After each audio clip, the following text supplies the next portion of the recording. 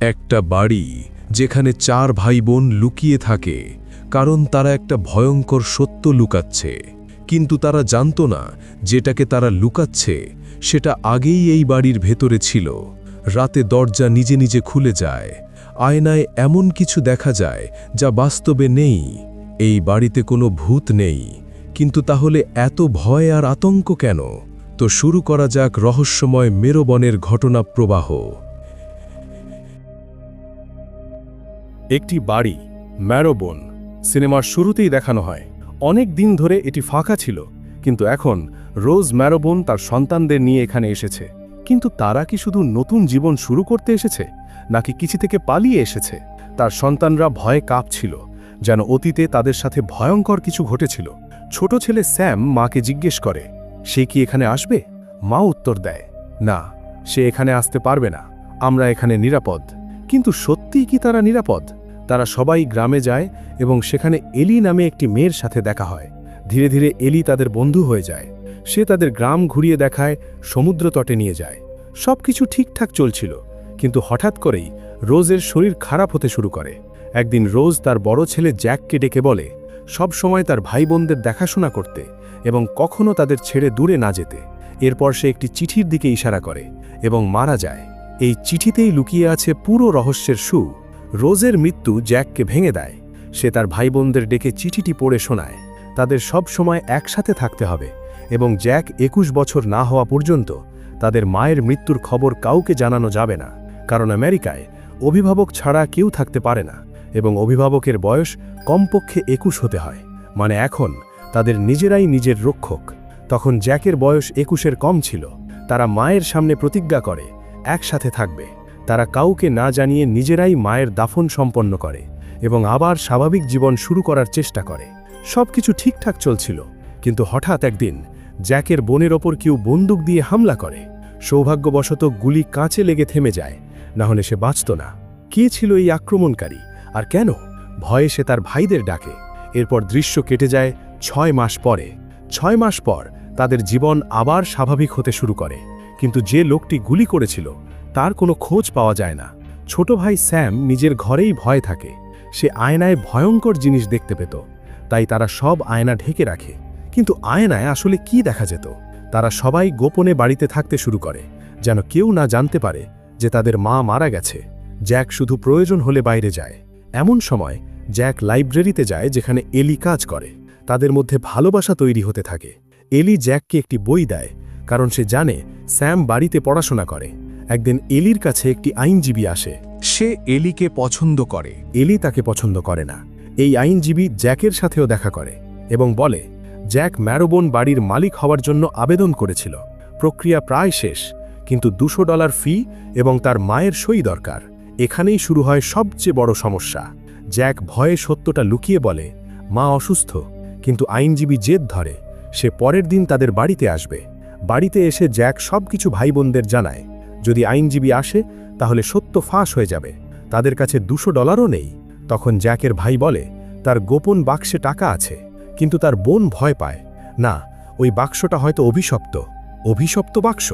এর ভিতরে কি আছে? শেষে তারা সেই বাক্স নিয়ে আসে। খুলে দেখে সত্যিই সেখানে টাকা আছে। তারা $200 নেয় এবং সমস্যার সমাধান করে। এরপর তারা বাড়ি রং করে, যাতে সবকিছু স্বাভাবিক লাগে। আইনজীবী আসলে তাকে বাইরে বসিয়ে আপ্যায়ন করার পরিকল্পনা করে। পরের দিন তারা সব প্রস্তুতি নেয়। আইনজীবী আসে, কাগজ দেয় যেখানে মায়ের সই দরকার। জ্যাক তাকে ভিতরে যেতে দেয় না, বলে মা খুব অসুস্থ। কিন্তু বৃষ্টি শুরু হলে আইনজীবী জোর করে ভিতরে ঢুকে পড়ে। এখন যদি সে সত্যটা জেনে যায়, সব শেষ।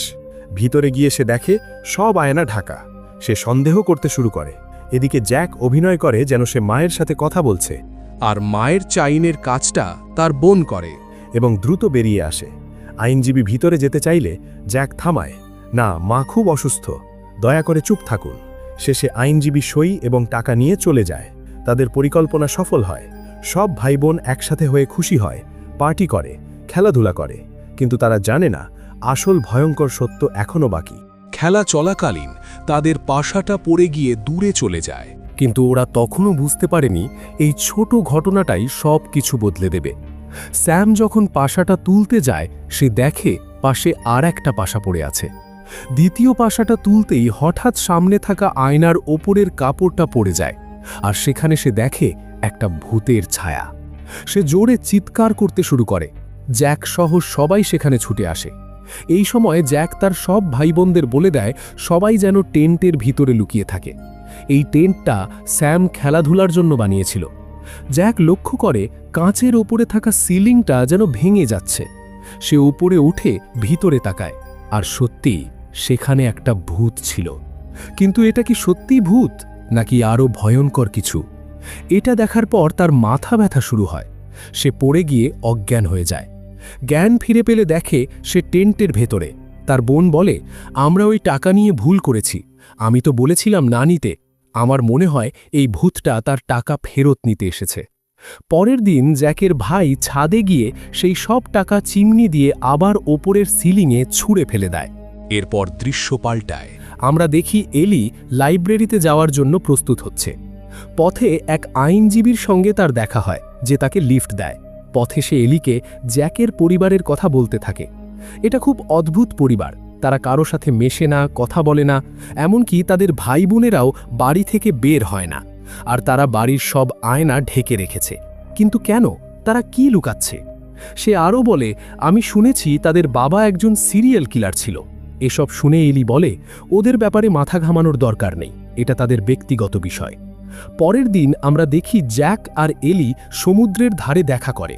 এলি জ্যাককে জিজ্ঞেস করে, আমি শুনেছি তোমার বাবা একজন অপরাধী, সিরিয়াল কিলার। এটা শুনেই জ্যাক উঠে দাঁড়ায়। জ্যাক বলে, ও লোকটার কথা বলো না, সে আমাদের অনেক নির্যাতন করেছে। এলি বিষয়টা থামিয়ে দেয়। দূরে দাঁড়িয়ে থাকা সেই আইনজীবী সব কিছু দেখে হিংসা করতে থাকে। এরপর জ্যাক বাড়ি ফিরে নিজের ঘরে নিজেকে বন্ধ করে দেয়। তার ছোট ভাই সুযোগ পেয়ে মায়ের ঘরের চাবি চুরি করে সেখানে ঢুকে পড়ে।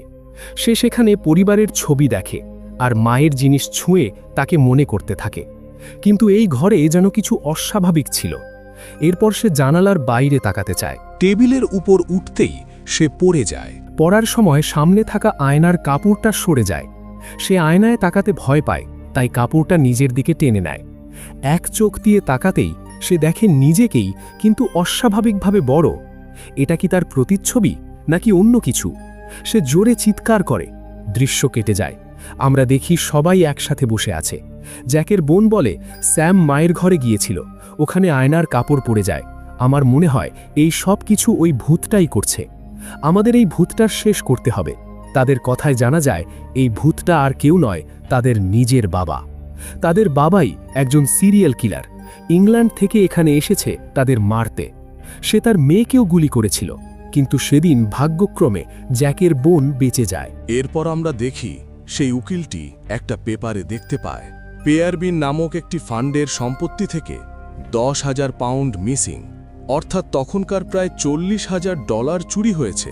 তখন উকিল জ্যাকদেরকে সন্দেহ করে, যার কারণ তাদের বাড়ির মালিকানা পরিবর্তনের কাজের জন্য জ্যাক ডলারের পরিবর্তে উকিলকে পাউন্ড দিয়েছিল, এবং তারা এখানে চুরি করে এসে সমাজ থেকে আলাদা হয়ে কেমন যেন লুকিয়ে লুকিয়ে থাকছে।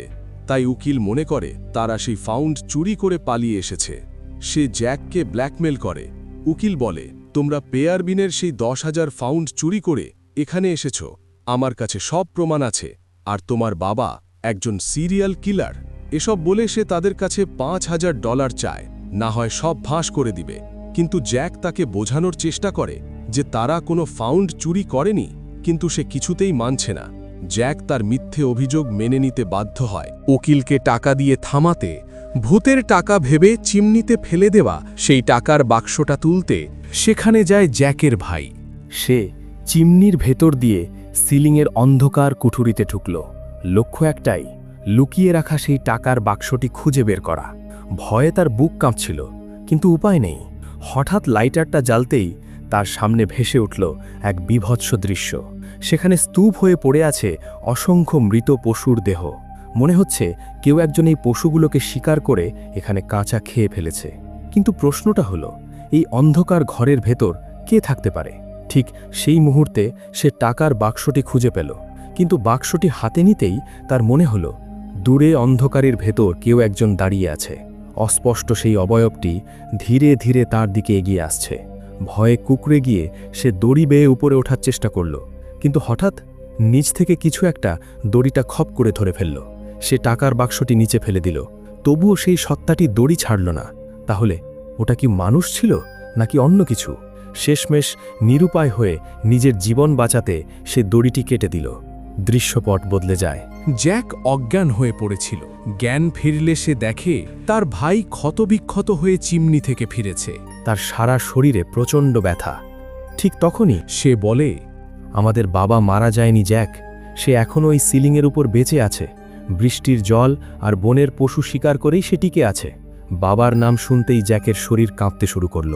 জ্যাকের অবস্থা খারাপ দেখে তার বোন বাধ্য হয়ে এলির সাহায্য চাইল। পরদিন এলি যখন সেখানে পৌঁছল, সেখানে কাউকে পেল না, শুধু পড়েছিল একটি ডায়েরি। সেই ডায়েরি পড়তেই বেরিয়ে এলো এক অন্ধকার ইতিহাস। জ্যাকের পরিবার ইংল্যান্ডে থাকাকালীন তার বাবা তাদের ওপর অমানুষিক নির্যাতন চালাত। তার বাবা ছিল একজন সাইকো সিরিয়াল কিলার। সন্তানদের বাঁচানোর নাম করে সে তাদের মেরে ফেলতে চেয়েছিল। এই ভয়ঙ্কর আতঙ্ক থেকে বাঁচতেই তাদের মা তাদের নিয়ে এই পুরনো প্রাসাদে পালিয়ে এসেছিল। ফ্ল্যাশব্যাকে দেখা যায় একদিন তাদের বাবা হঠাৎ আক্রমণ করে বসে। জ্যাক তার ভাই বোনদের সিলিংয়ের উপর লুকিয়ে রেখে একাই লড়তে যায়।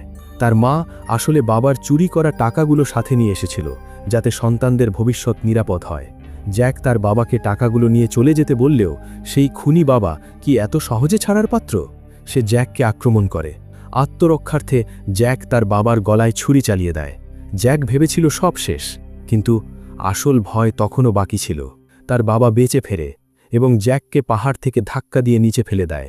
জ্যাক যখন জ্ঞান হারিয়ে পড়েছিল, তখনই তার বাবা চিমনি দিয়ে বাড়িতে ঢুকে পড়ে এবং তার 3 সন্তানকে নাগালের মধ্যে পেয়ে যায়। এরপর দৃশ্য বর্তমানে ফিরে আসে। দেখা যায় ওই উকিল টাকার লোভে জ্যাকদের বাড়িতে ঢোকে। সে যখন রোজের ঘর খুঁজতে গেল, দেখল রোজ অনেক আগেই মারা গেছে। এরপর সে একটি ইট দিয়ে বন্ধ করা দেওয়াল ভাঙল, আর তারপর তার সামনে যা এলো তা দেখে তার আত্মা কেঁপে উঠল।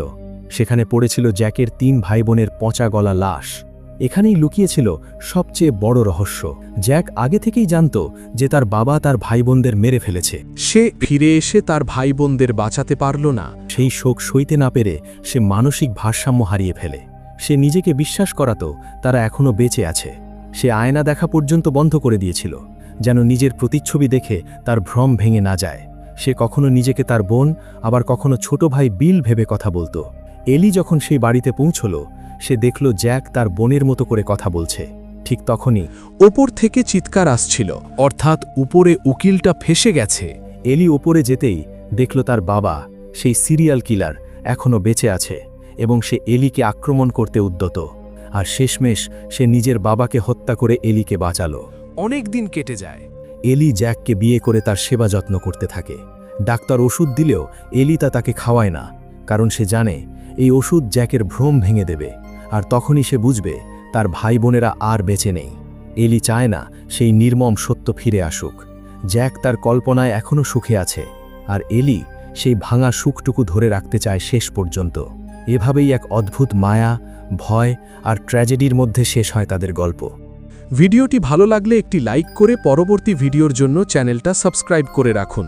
ধন্যবাদ।